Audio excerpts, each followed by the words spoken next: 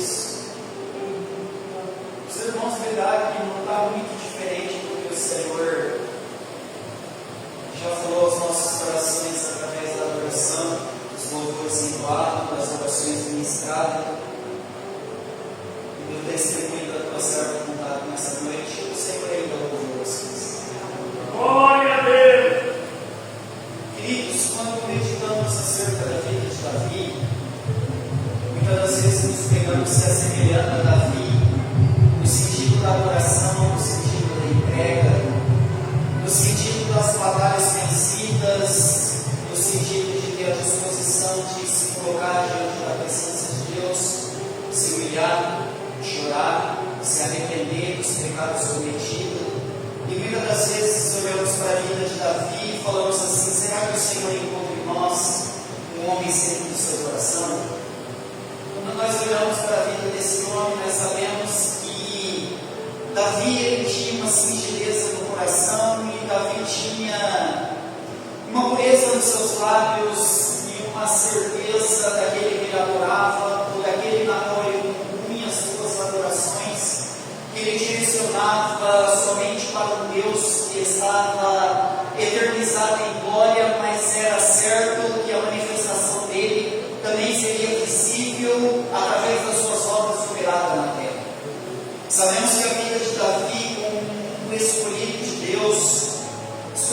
Deus para vencer batalhas, mas não quer dizer que a vida de Davi estaria somente com coroas e lauréis, não estaria somente de vitória em vitória, porque Davi também enfrentou batalhas na sua vida, Davi enfrentou pelejas na tua vida, que muitas das vezes pelas suas próprias decisões, ou pelas suas próprias escolhas, ou pelos seus próprios atos, trouxe consequências e até mesmo derrota para a vida de Davi, porque precisamos compreender que como servos de Deus somos vitoriosos em Cristo para a salvação e o alcance da vida eterna, mas sabemos que também com a vida do cristão nós não vamos viver somente de vitórias, nós vamos enfrentar batalhas nas nossas vidas que muitas das vezes a resposta do Senhor não virá de acordo com aquilo que buscamos, com aquilo que anseiamos, ou com aquilo que nós desejamos para nossas vidas, só pelo simples fato de saber que tem um Deus nos céus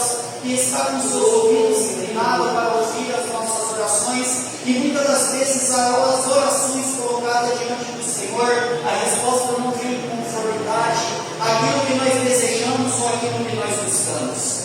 Sabemos que na vida de Davi não era diferente. Davi, quando entrava na batalha, ele entrava direcionado pela presença do Espírito Santo que estava sobre a vida dele como um escolhido do Senhor. Muitas das vezes Davi não era direcionado por Deus a entrar nas batalhas, mas quando Davi ousava entrar na batalha, ele não entrava pelas suas forças, ou não entrava pelas suas escolhas, ele entrava na certeza que ele não deixaria que o nome do Senhor, aquele a qual ele servia, a qual aquele ele louvava, ficasse envergonhado diante da multidão dos inimigos que oprimia, e fazia com que os servos de Deus ali ficassem envergonhados, mas só que Deus ele era fiel de poder manifestar a glória dele em favor da vida de Davi, para dizer: Davi, se você ousou de não deixar que meu nome fosse envergonhado, eu te garanto vitória. Davi ele desce para o vale e derrota um gigante, e Davi sai de lá vitorioso pela ousadia de não se permitir que o nome do Deus da qual ele servisse ficasse envergonhado diante da opressão inimiga que estava tentando oprimir uma nação chamada Israel, o povo escolhido de Deus.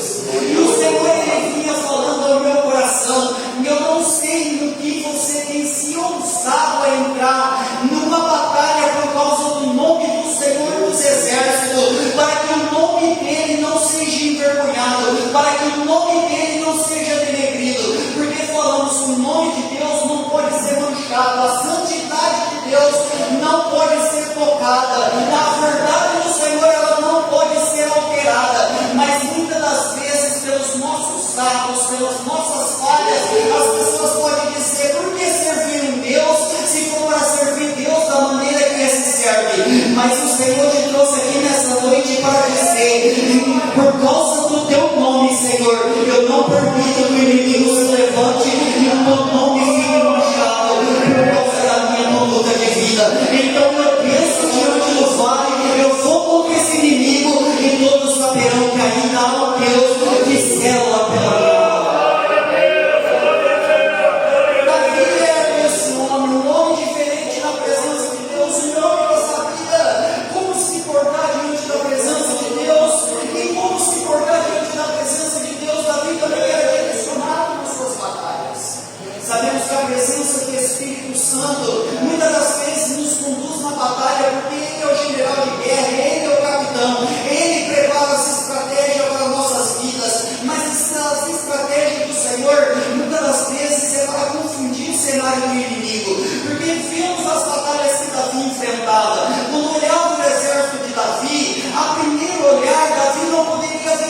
mas com estratégia diante da presença de Deus.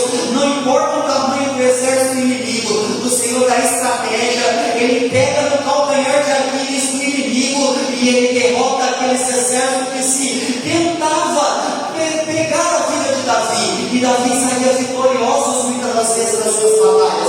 As batalhas de Davi eram umas batalhas cada vez mais ferrenhas. Havia momentos na vida de Davi que Davi falava: o inimigo vai se aproximando, o inimigo está chegando muito próximo, e eu vejo que a qualquer momento ele vai se gloriar na minha morte. Mas sabe o que eu acho interessante? É que antes que a morte chegava, a presença de Deus se manifestava e garantia a vitória para a vida de Davi.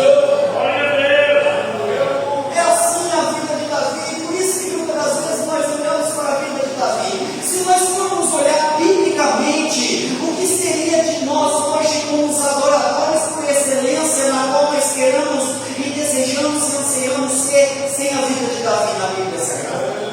Imagina se Davi não tivesse sido o homem que tivesse composto a maioria dos salmos na qual está composto aqui na Bíblia Sagrada. Se a história de Davi não estivesse aqui, como é que nós poderíamos entender que ainda uma singeleza de coração e um arrependimento sincero faz com que a presença do Espírito Santo renove a vida do crente e mova poderosamente sobre ele? Porque somente é a presença de Deus que nós possamos olhar. Quando nós falamos de arrependimento sincero, nós olhamos para a vida de Davi. Quando falamos de conversão sincera, nós vemos a vida de Davi. Quando nós queremos falar sobre um pecador arrependido que levanta a tua cabeça e se coloca à disposição de pregar, se coloca à disposição de ensinar, se coloca à disposição de louvar, nós olhamos para a vida de Davi, encontramos o salmo de Davi e nós saímos alegres na presença de Jesus por causa do que ele escreveu para nossas vidas. E isso era tão profundo que Davi viveu essa vida plena de vitória pela presença de Deus na sua vida. Era algo extraordinário na vida de Davi.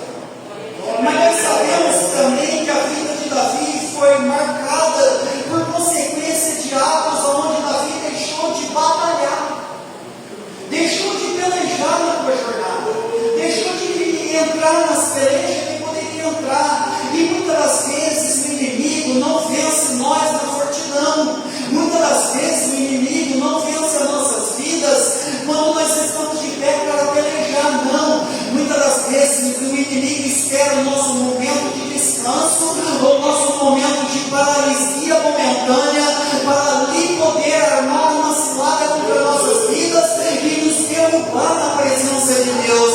Mas fiel é aquele que levantou a tua vida, porque aquele que levantou a tua vida, ele é poderoso de sustentar as tuas mãos.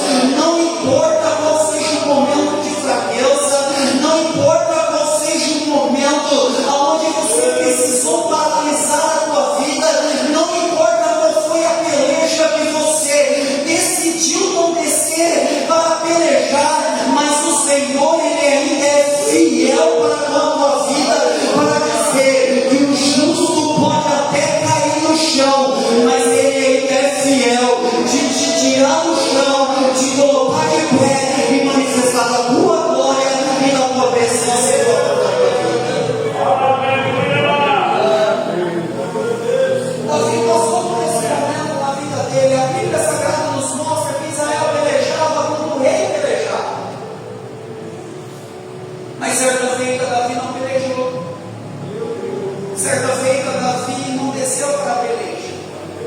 Davi está sentado sobre o trono. Davi está debaixo de promessa. Davi está debaixo de cumprimento de promessa. Só que Davi não decide pelejar. E muitas das vezes, quando nós não pelejamos, nós perdemos algumas essências que faz parte da nossa vida. Você percebeu que tem situações na nossa vida que parece que não afrouxa? Você percebeu que tem situações na nossa vida que parece que quanto mais nós clamamos, mais pelejamos, mais buscamos, mais o cenário aperta, mais a situação vai apertando o nosso cinto, mas não é para que nós venhamos destruir, não, é para que nós permanecemos na batalha, pelejando para para que não se afrouxe, o inimigo não ganhe terreno e território contra nossas vidas. Então adore ao Senhor por esse cerco que tem se apertado na tua vida, porque é esse cerco que tem te mantido de pé para pelejar as tuas guerras. E como você tem pelejado? Muitas das vezes no silêncio do quarto fechado, muitas das vezes na oração silenciosa, que somente tu e Deus sabe, muitas das vezes na lágrima que tem rolado no teu rosto, muitas das vezes você chega para o momento da adoração, parece que os lábios não estão movendo, mas a alma está gemendo, e tem o Espírito Santo que foi colocado aqui nessa noite, que conhece a tua vida, conhece a minha vida, e aquilo que nós não conseguimos nos expressar e colocar diante da presença de Deus, pelo Espírito Santo, os gemidos inexprimíveis que pega a profundidade da tua alma e te coloca diante da presença de Jesus.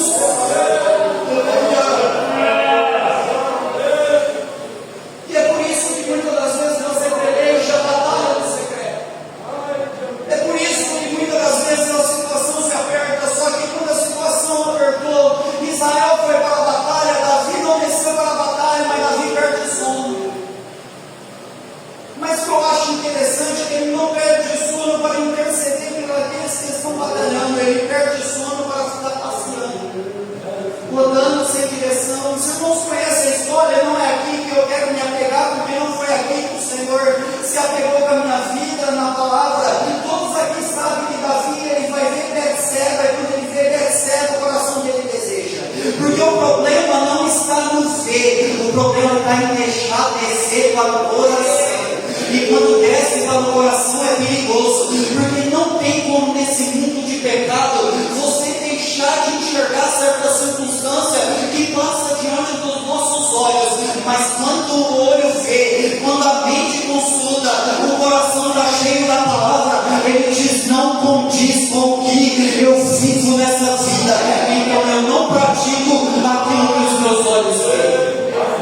Então Davi está naquele lugar, Davi ele está vendo o que não deveria ver, Davi está andando pelo seu terraço, mas o problema dele vê não está porque Betseba está exposta, mas o que tem o problema é o que desce no coração de Davi, porque Davi não peleja, e se Davi não peleja, ele não busca a presença, e se ele não busca a presença, ele se esvazia dela, e se esvazia da presença, outra coisa vai ter que encher. Então os olhos desejou, no coração confirmou: eu quero que Betseba.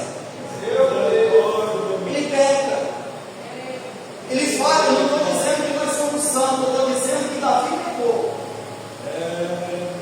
E como consequência desse ato de Davi, Davi ele vai adulterar. E como consequência do adultério, Betseba fica grávida. E como consequência da gravidez de Betseba, Davi ele vai orquestrar um plano para tentar trazer Urias da batalha, para que ele se alegre numa festa e possa desfrutar de um momento de intimidade com Betseba. Mas aquilo que os homens não viram, teve um Deus nos céus que estava olhando, colocou no coração de Urias, dizendo: aleluia, conjecturando eu: Urias, como é que pode tu ficar com a tua esposa enquanto há gemidos de guerra dos teus irmãos naquela batalha, enquanto os familiares deles estão intercedendo pela batalha, orando no secreto, pedindo para que os seus esposos voltem para casa? O que fará tu tentando com a tua esposa enquanto há gemido de morte lá na real de guerra? Aí o que ele vai fazer? Ele vai dizer assim: não posso. Não é justo comigo, não é justo com Betseba, não é justo com as outras famílias, não é justo com meus irmãos que estão na guerra, e também não é justo com meu Senhor que está no mundo. Não funciona a estratégia. O que ele vai fazer? Vai mandar uma carta, põe Urias na linha de frente da guerra. Urias tem que ser morto, ele não pode voltar. A ordem do rei precisava ser executada. Não importava o que viesse trazer de consequência. Só que o pecado de Davi ele vai ficar encoberto. Por cerca de mais ou menos uns 18 meses, se eu não estiver enganado, segundo alguns historiadores. O pecado consumiu a vida de Davi ao ponto dele perder presença, perder sensibilidade e não se lembrar quando ele foi chamado homem segundo o coração de Deus por causa dos seus arrependimentos.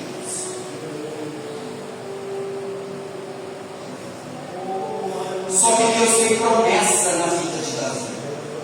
Deus havia estabelecido algo grande, firme e poderoso sobre a vida de Davi, mas a atenção de Davi precisava ser voltada para o Deus na qual ele servia.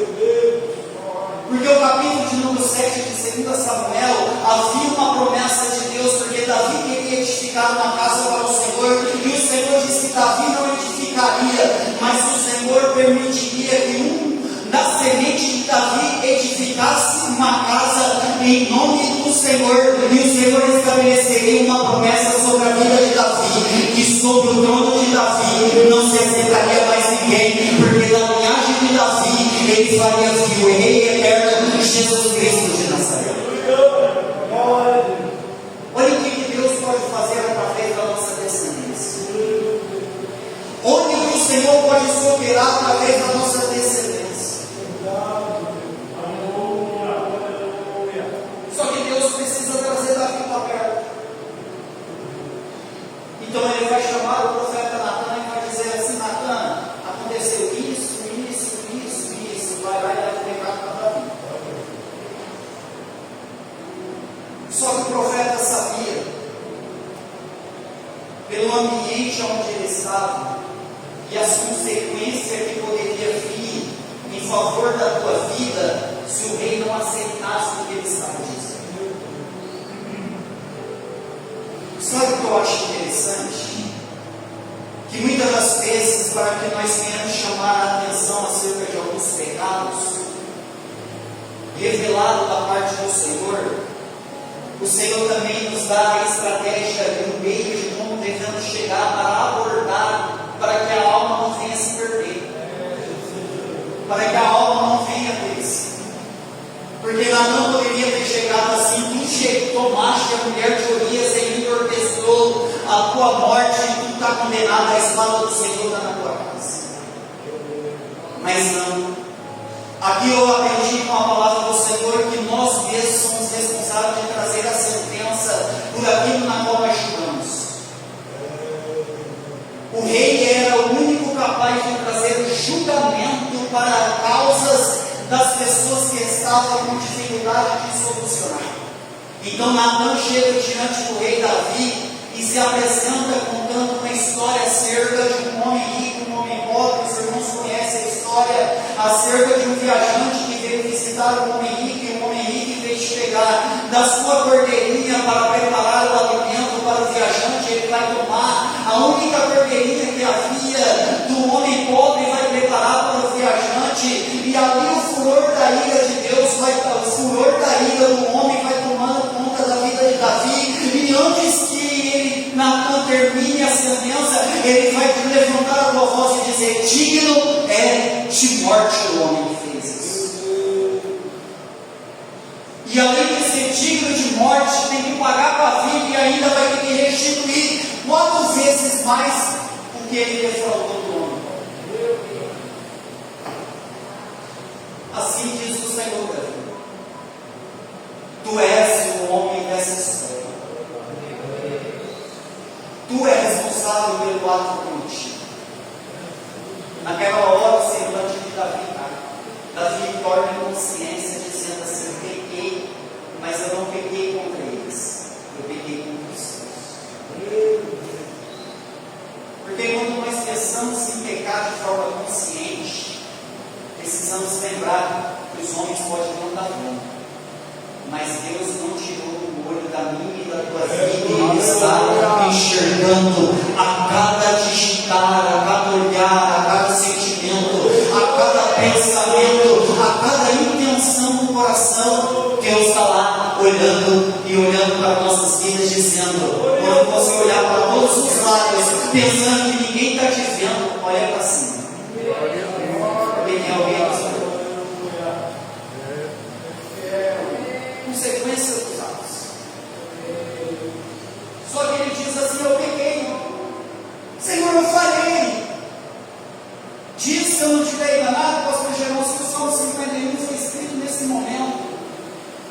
O momento a qual Davi pede um instante, fala assim: pega aí, Natan, antes que você conclua o que tem para concluir, deixa eu orar, deixa eu buscar a presença. E ali ele vai compor o Salmo 51, dizendo: somente contra ti pequei, mas me tira tudo, tira reino, tira trono, tira riqueza, tira veste real, tira tudo, mas não me lance fora da tua presença.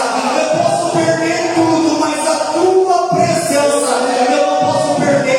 Pode me colocar diante do reino de Israel e dizer: o rei pecou, ele está destituído, mas não tire a presença tua da minha vida, Senhor, e cria em mim, ó Deus, um coração puro, renove em mim o espírito reto, não me lance fora da tua presença e não retires o teu Espírito Santo. Será que para você ainda o Espírito Santo é a maior família para a tua vida? Será que a presença do Espírito Santo ainda tem real sentido, real motivo de você estar na presença de Deus? Não pelos benefícios concedidos na terra, mas pelos benefícios que o céu te concedeu. O Espírito Santo não é da terra, mas ele habitou em alguém feito da terra para dizer: a minha presença se move sobre a tua vida. Sou eu que renovo a tua vida, sou eu que purifico a tua vida, sou eu que dou o espírito reto na tua vida, sou eu, o Senhor, que não te lanço fora da minha presença. O inimigo tentou, o inimigo quis tocar, o inimigo quis envergonhar, o inimigo quis destruir o teu reinado, mas assim diz o Senhor: a minha presença ainda é valorizada pela tua vida, e por isso digo eu, o Senhor, para ti: continua me valorizando, porque eu tenho promessa para cumprir sobre a tua vida.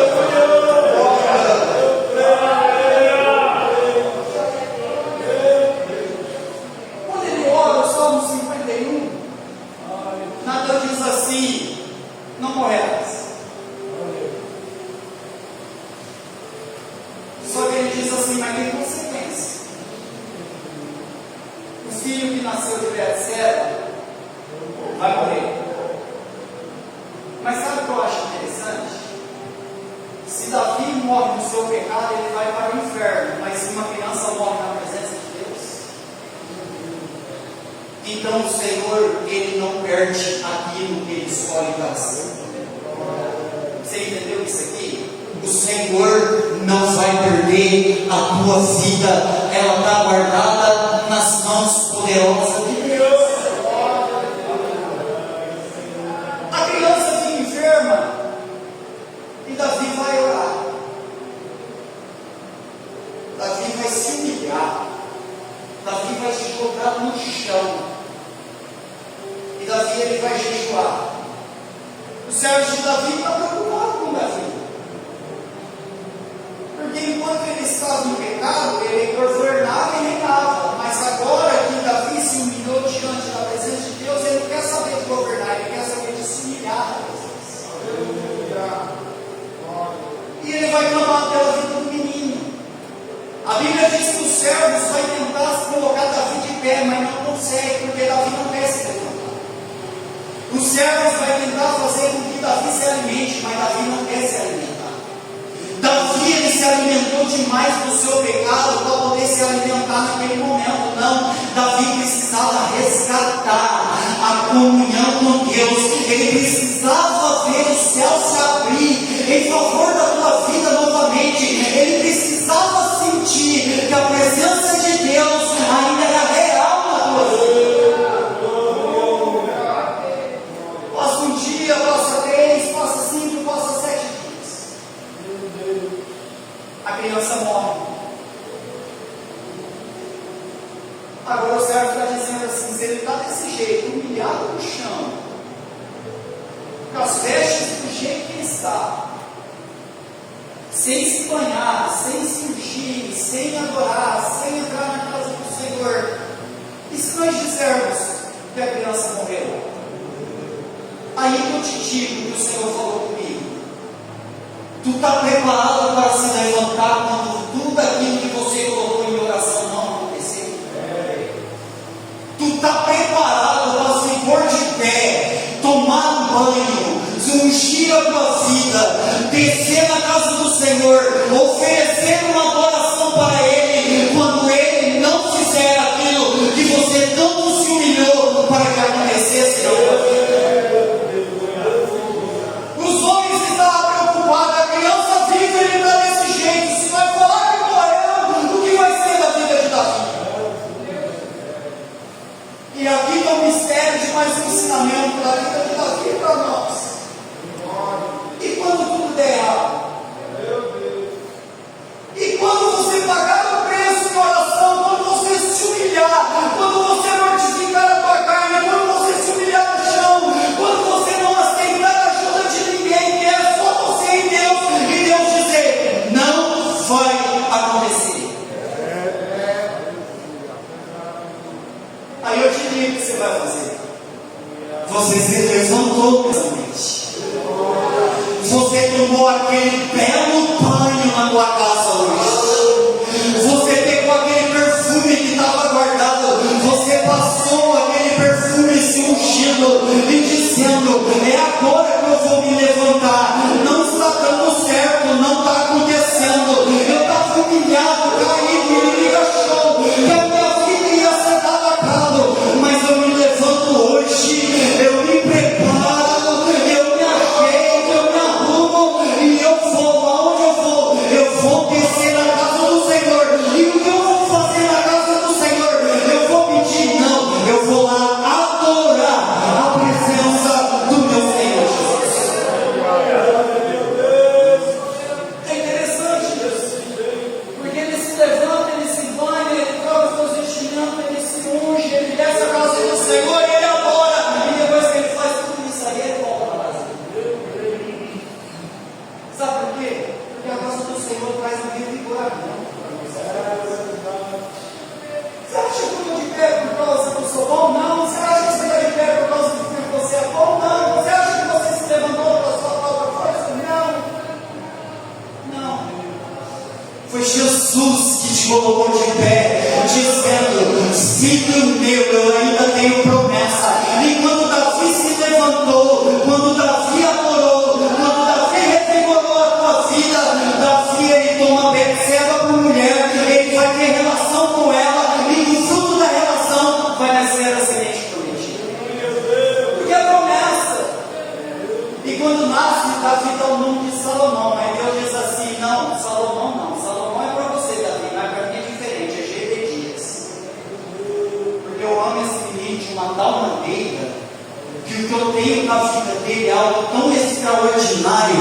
O Senhor está dizendo: tem cumprimento de promessa extraordinária da parte de Deus chegando para a vida de pessoa aqui nessa noite. Mas o Senhor está dizendo: você pode dar o nome que você quiser, espiritualmente falando, mas eu estou dando